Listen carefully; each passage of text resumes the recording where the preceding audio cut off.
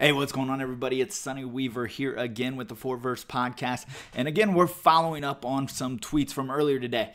One of those tweets I wanted to hit on was this confusion around what exactly archetypes are and how they fit into scheme. I know the big thing everybody's asking is, will it negatively impact on-field play?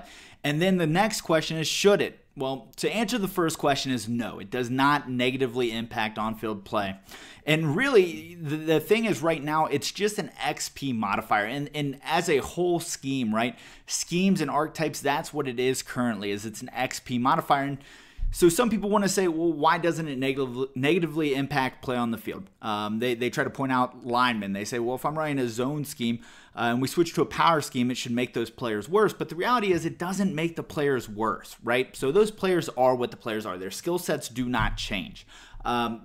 If I have 90 strength, right, and, whatever finesse blocking, whatever power blocking, and we choose to be in a zone scheme, if I change to a power scheme, none of those attributes actually changed. It's just they're deciding which ones they would prefer used in the play calling they're doing. Really, what's happening is the coaching, or you in this case, are picking not to effectively use your players in that scheme. And so the example I gave earlier today was Julio Jones, right? If I say, Julio, we're going to run you're going to be a deep threat and we're going to run a vertical scheme.